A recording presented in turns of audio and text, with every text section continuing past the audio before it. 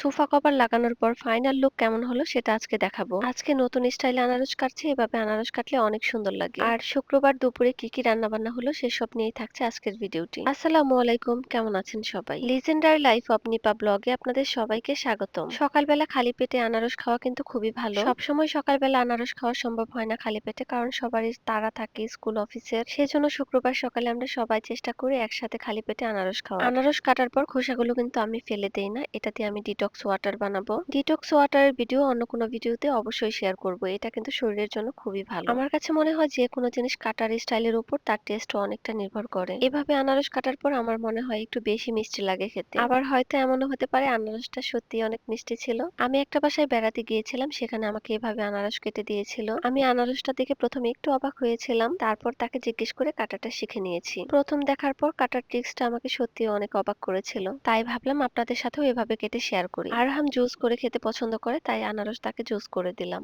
আনারস খাবার পর প্রায় ১-১.৫ ঘন্টা পরে আমরা সবাই মিলে একসাথে নাস্তা করে নিলাম। আরহামের যেদিন স্কুল থাকে না সেদিন আরহামকে নিজের হাতে নাস্তা করতে দিই। সকালের নাস্তা কমপ্লিট করে ঘর পরিষ্কার পরিচ্ছন্নতার কাজ শেষ করে আমি রান্না করতে চলে এসেছি। আজকে দুপুরে হাঁসের মাংস রান্না করব, সেজন্য খালাকে বললাম খালা আজকে ফ্রেশ মশলা করে দেন। খালা খুব সুন্দর করে আদা পেঁয়াজ রসুন আমাকে বেটে দিয়েছে। যদিও আমি আদা রসুন ফ্রোজেন করে রাখি, ইমার্জেন্সি যখন রান্না বান্নার দরকার হয় তখন আমি সেই মশলাগুলো ব্যবহার করি। তাছাড়া চেষ্টা করি প্রতিদিন ফ্রেশ মশলা দিয়ে রান্না করার। হাঁসের মাংসে ইনস্ট্যান্ট মশলা বেটে দিয়ে রান্না করলে কিন্তু বেশি ভালো লাগে। হাঁসের মাংস রান্নার ডিটেলস ভিডিও আমি শেয়ার করছি না, তবে অন্য কোনো দিন ভালোভাবে শেয়ার করব। অনেকেই বলেন হাঁসের মাংস রান্না করলে একটা গন্ধ থেকে যায়, সেক্ষেত্রে আপনাদের একটা টিপস দিই, হাঁসের মাংসে সবসময় ৫ ফোড়ন দিবেন, এতে করে হাঁসের মাংস খেতে অনেক বেশি ভালো লাগে। অন্য চুলায় আমি পানি বসিয়ে দিয়েছি পোলাও রান্না করার জন্য।